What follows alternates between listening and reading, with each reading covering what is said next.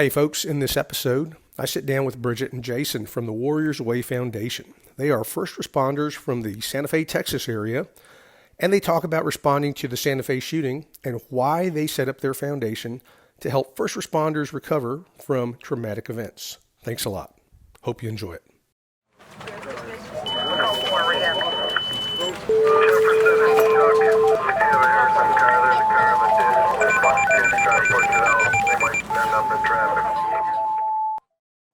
Okay, good morning. It is November 1st, and we are sitting in the one of the rooms at the ALERRT conference in Nashville, Tennessee. Thank you all for tuning in to the podcast, The Call. The Call is the name we picked to represent all the first responders out there and how they take their calls for service. It's the call, and that's what our movement in life. It's a call to duty, call to service, and that's kind of what we're representing here. My name is Eddie Molina. I am the Southeast Regional Manager for the ALERRT program, and this is my partner, Casey. Casey Williams. I'm the e-learning program manager here at ALERRT. And some quick intros on you guys. I'll let you start first, Jason. Jason Mitchell, I'm from Pasadena, Texas. I'm a police officer with the Pasadena Police Department. Got 21 years there. Excellent, great. Any service before that? Any military before that? No military before that. I'm also a paramedic. I did 911 ambulance before going to the police department. All right, thanks. Bridgett? I'm from Santa Fe, Texas, and I'm currently a nurse in the emergency room in Pasadena. And I've got a couple of years' experience as a paramedic and firefighter and former police officer. Awesome. Bridgett and Lou, thank you for being here. Thank you. Cool. All right, so I want to do a little bit of background on you guys first. Now, we were talking on the pre-recording stuff. We were talking a little bit about where you come from. But Jason, where did you grow up at? Grew up in Pasadena, born and raised. Cool. So where did you go to high school, and what was your activities in high school? Went to South Houston High School, graduated, actually, believe it or not. All right. I did the band thing and played baseball for a short period of time. Played for touring band and marching season and all the things that went with that. So, what was your position in baseball? I was a pitcher. Oh, okay, great. How hard did you throw the ball? Oh, I'll say I was, of course, a 100-mile-an-hour fastball. Well, Absolutely. yeah, of course. Yeah. Okay. Well, I'm glad we cleared that up. Bridgett, how about you? Where'd you go to high school at? I went to high school in Santa Fe, Texas, and that's where I began my career as a firefighter, as a volunteer at 15, and worked my way up to paramedic, and that's where I've put down roots and grown up. Awesome. So you've been a paramedic, you've been a nurse. So what part of the job do you find most rewarding? Being out on the streets, or do you like being in the hospital? Definitely out on the street. Yeah. Yeah. Got that interaction a little bit more. Mm-hmm. That's good. Well, cool. So we definitely appreciate you being here on the podcast, but you all are here at the conference to tell a story, to do a presentation. What's your all's presentation that you all are doing here? My presentation's on tactical medical teams and how they benefit the agency as a whole, but not just that, the community, and how to use your tactical medical teams to push out, whether it's Stop the Bleed classes, whether it's CRACE, whether it's a bunch of the other offerings out there, but using those teams as a community service-based group, especially given some of the anti-police information getting out now. It's a good tool to get out there in the community and show the community that you're doing something different. Okay, cool. So how did y'all come up with that? Is this presentation y'all are doing together, or are you doing a separate presentation? Separate. Okay, what are you doing, Bridgett? Mine is based on resiliency. It's titled "So I Was Resilient, Now What?" Which is a carryover from last year's presentation about resiliency stemming from the Santa Fe High School shooting. And it talks about the ebbs and flows of resiliency and how you kind of move forward from the short-term healing into long-term healing. Cool. All right. Well, thank you. All right. So, Jason, tactical medical teams. Where did the idea for this come from? Well, military has always had a sort of the model, if you will, having medics forward deployed to be able to address any medical emergencies that arise within those military teams. Well, fast forward, over the years you've had, whether it's the North Hollywood shootout, whether it's some of the school shootings, Columbine, some of the others that have happened over the years, there was a big push to try to get medicine forward deployed in law enforcement.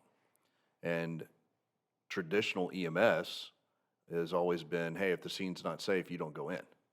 And so EMS stays out of the hot zone, if you want to call it that, stays away, and ultimately they're delayed even in that sort of response. And as we know, if you've got a significant bleed and nobody there to treat it, that person's probably not going to make it. And because the 30 seconds to a minute to 2 minutes that it's going to take EMS to even get there, that person's going to bleed out. And so we wanted to push medicine out, not just to our troops as a whole, but have those advanced teams that have those advanced skills to be able to treat our people and the citizens should they need to be. So how many years do you have on the department now? 21 years. So how has medical training changed for you guys in Pasadena from when you started to now? It's pretty drastic. Obviously, one of the good, if you want to call it a good thing that comes out of a war, is medicine. Right. So we tweak our medicine based on the lessons learned overseas, and we do a better job here. And so whether it's tourniquets, and because initially tourniquets were last resort. That's what we were taught. Hey, that's you're going to lose a limb or what have you. And obviously in the studies and the different things happening overseas, that's not the case. And so now we're pushing tourniquets out to our officers. They carry them on their belts. It's right there, accessible as soon as they need it. And that's one of the big changes. Okay, great. Oh, it's great, great explanation of all that stuff. Was there any particular department that helped you form up your deal, or was it something you kind of created on your own? We had a lot of struggles. It's kind of a paradigm shift in thinking. Law enforcement is like, no, we do law enforcement. We don't need to do medicine.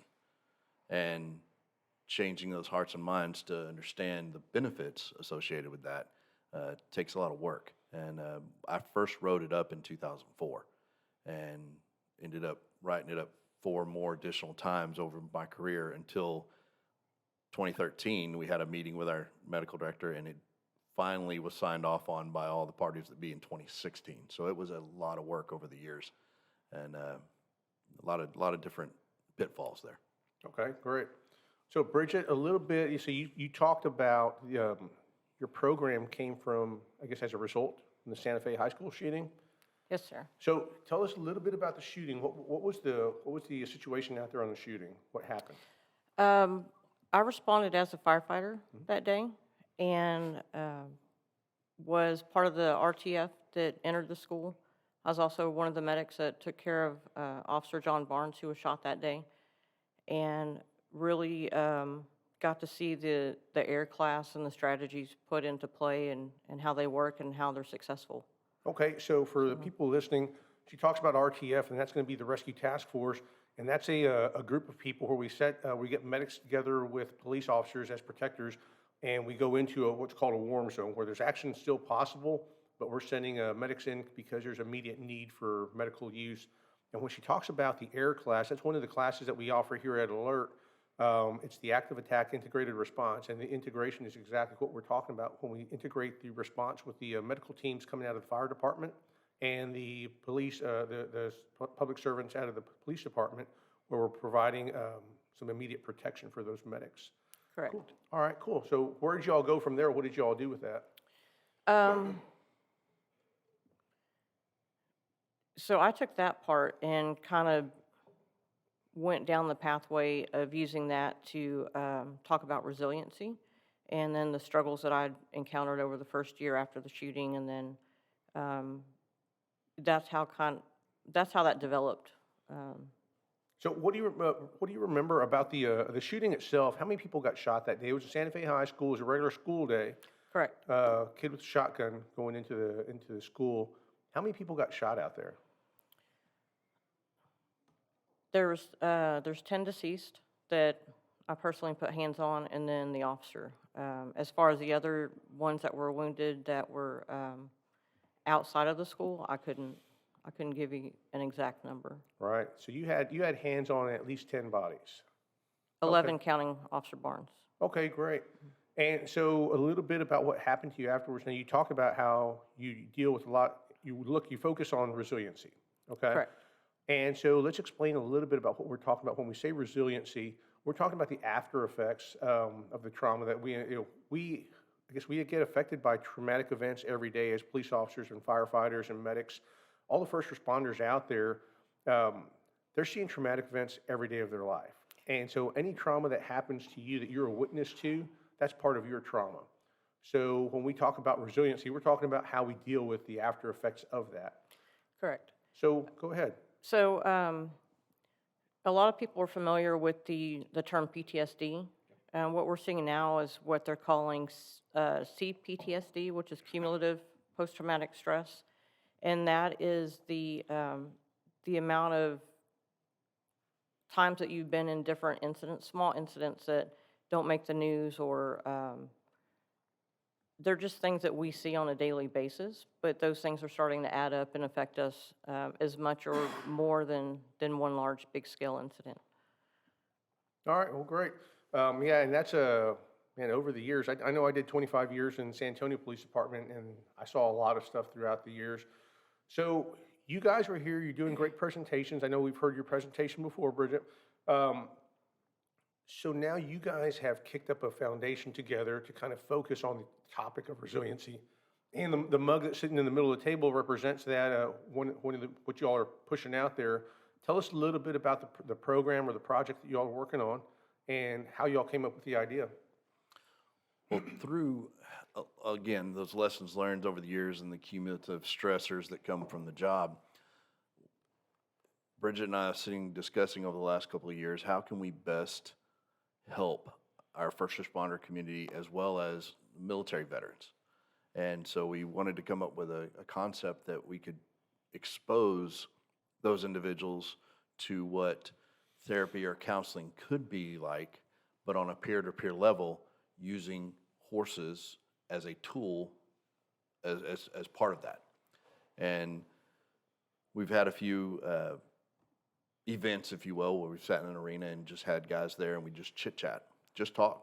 Doesn't have to be about anything specific, doesn't have to be about an event, but just to break the ice, sit and visit, and just kind of open those doors of conversation, so that ultimately the goal being that those individuals that are struggling, that are circling the drain, if you will, having a really hard time, can see that it can be better.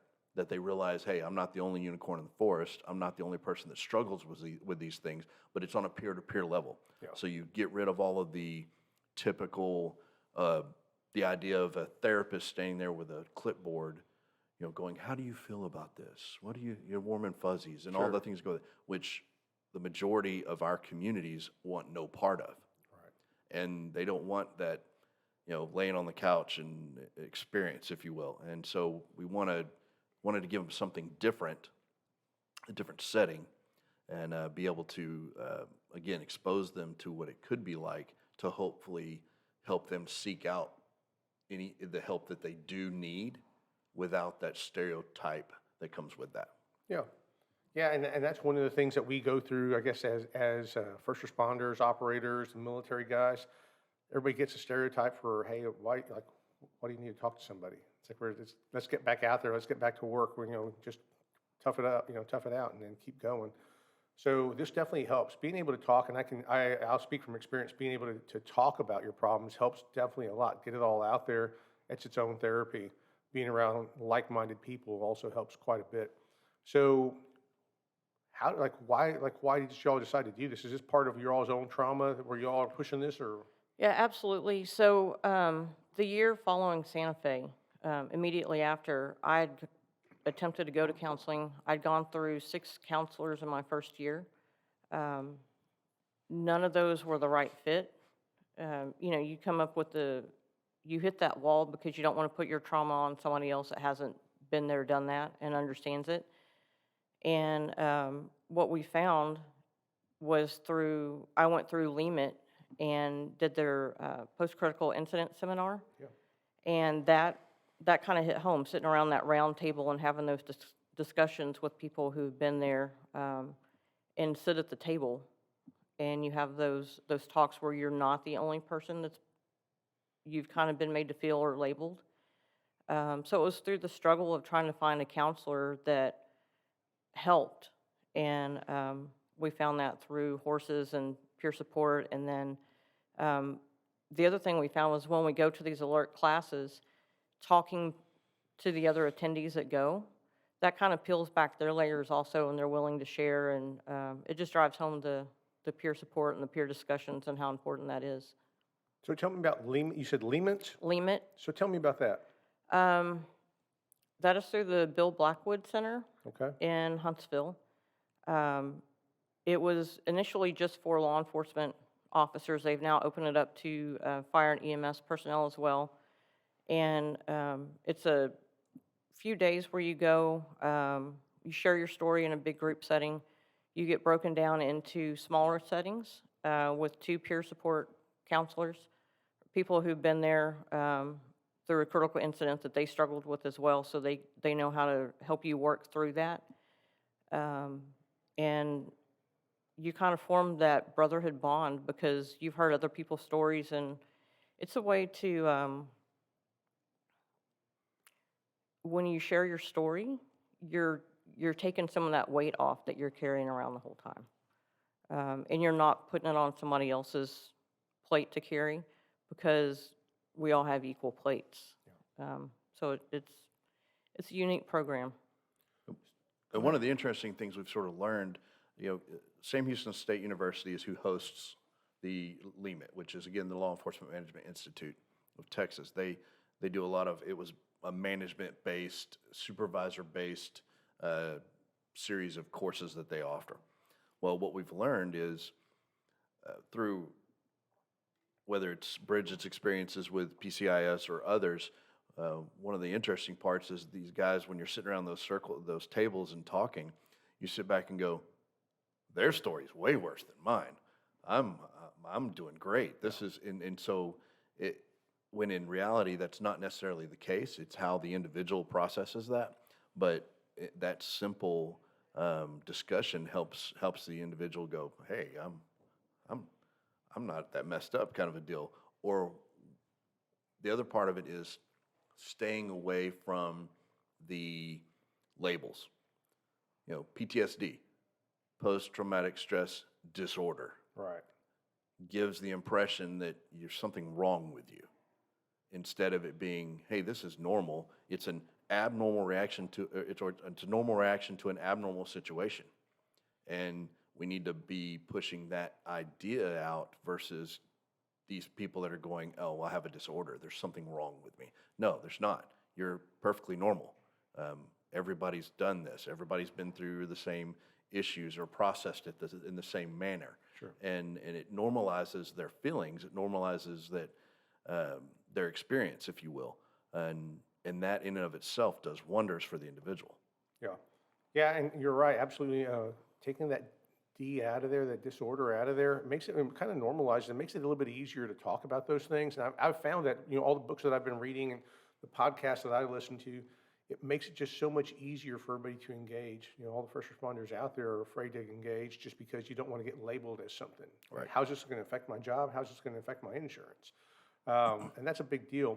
So you talked about something, Bridgett. You talked about how you went through 6 therapists before you found the right one. What was the process you used to find the first one, and what did you see going through them? The first one was brought to Santa Fe. We had a large number of counselors that were there in the days following. And one of the issues that I encountered with the first one was they said they were from another incident up north that had happened, another school shooting. And my first question was, what did you do at your incident? What was your role? When I found out that they were actually a mile or 2 down the road and they didn't take part in the incident, I'm sure they had good intentions, but it put up that mistrust of, well, I'm really not comfortable talking to you because you said you were there, but you really weren't. Yeah. So, and then with the other thing with going to the PCIS program, what we've also found is that we develop battle buddies, like you do in the military. But when you share your story with certain people, those are people that you can call any time, and if you're having a bad day, or you don't have to go into details, you can just say, hey, I'm having a bad day, and they can say, okay, well, I'm there, But all the counselors that I struggled with through the course of that first year, it was a lot of them saying, well, I understand, but they had no background in public service or military, so that was usually there were 1 or 2 visits, and that was the end of it. Okay. So, geez, so what made your 7th one stand out? I mean, then you said number 7 was the one. So number 7 was the one, and she actually was in school to be a counselor, so she wasn't really a real counselor yet. And one of the other ALERRT instructors kind of asked me just to give it one more try. And he's like, counseling's kind of like trying shoes on. You don't just go in and pick up your first pair and buy them and walk out with them. Sometimes you have to find the right fit. And she knew nothing about first responders. She knew nothing, but she was honest about, I don't know what this means. I don't know what these words mean. And it took the process about 8 months before I actually sat and told her everything about my incident. Okay. Wow, 8 months before you actually sat and talked about the incident itself. So you're building trust the whole time. The whole time. Wow, that's great. That's, and that's good information for the people that are listening out there. It's like, it's not something that's like, it's not like a magic switch. You're just No. going to turn it on. And I think that's the same with every relationship, every partnership you go into. I know when we get new partners out on the road, it's like they're expecting everybody has to be able to pull their weight, but you're going to build relationships all the way through. Okay, so I know that you all are at the first stages in Warriors Way, setting everything up, trying to get it all figured out, get it all funded. I love the logo. We have the mug sitting right here in the middle of the table. So, let me see. This says www.warriorswayfoundation.com. So if people are going to look for you all, they'll find you all on your website, right? Are you all going to be running any social media or anything like that? We will be. We have an Instagram that we've just sort of set up. It's not really active yet. We've got a Facebook page, again, not really active yet. We're in the baby steps. We would hope to do the whole crawl, walk, run sort of concept, but we've been thrown in the deep end of the pool. Yeah. And we're having to play catch up a little bit. Yeah. But yeah, their social media is still, again, beginning stages. The website's the place to go. It'll link the other options there, and there's also areas to donate there as well. Ultimately, at the end of the day, sort of conceptually where we see it, we'd like to see where we're able to take 4 or 5 individuals, military or first responder, bring them to a dude ranch or a guest ranch for a week. Over the course of that week, we have a curriculum, the PCI's curriculum and some others, where we have discussions 2 to 4 hours a day, and the rest of the time they're there to enjoy be in the woods, be in the mountains, wherever it happens to be, and just kind of have a vacation sort of setting, if you will, and with 2 to 4 hours a day, again, of discussion. And we kind of start slow and kind of peel back the layers over the course of the week. At the end of the week, when we're done and those people have to go back to their homes, we want to be able to provide them with the resources in their area should they decide to seek out further counseling that has been vetted by us. So we're not sending somebody that's had issues from military service to a marriage counselor, if that makes any sense. We want to make sure that they're getting the right resources. And so we vet that, and at the end of the week, we hand that off to them, and then hopefully they'll seek out other services that are out there.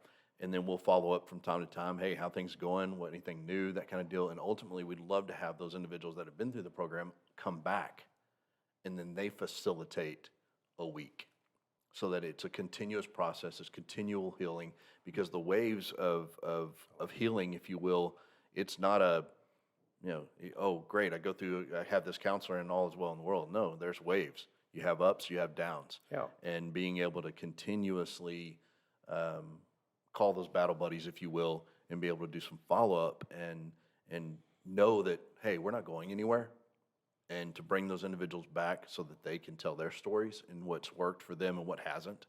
And that way you have this synergistic cumulative effect, if you will, on helping more and more and more folks that need it. And that's ultimately kind of the vision of what we'd like to do, is have those guys come in, no expense to them. They get a week in a vacation, if you will, and be able to have those discussions, again, with a curriculum that is existing, that's out there, that works, and be able to, again, help those guys out. And you guys, you said you're going to follow the PCIS basic curriculum off, you're going to follow off of them. Will you guys be bringing out licensed, I guess, counselors, or are you guys going to start the program? You're going to be heading that part of it up yourselves? Ideally, it's peer-to-peer. Okay, so yeah, so We want you to guys stay to run that. it. Right. Because, again, we want to expose them to what it could be like. Sure, and that's the whole concept of Yes. the PCIS program is the peer-to-peer support, and that's really a great system. It's like you said, you know, having people that were actually in there doing the things, doing the same things. I was a cop, you were a cop. I was a firefighter, you were a firefighter. I was divorced, you were divorced. All the things match up. So yeah, that's a great system overall. So right now, I know you all have a partnership. You all are building on that first partnership with the Dude Ranch in Bandera, Texas, right? So what we're looking to do is maybe get some more support from other ranchers out there, other horse ranches that can provide that kind of support for the movement for Warriors Way. Correct. And so as the list builds and we start getting people calling us, or people out there know a cop somewhere that said, hey, we saw this Warriors Way thing on the ALERRT podcast, they can reach out to you through the website, right? And your all's information, your contact information will be there on the website, and we can link you all up that way.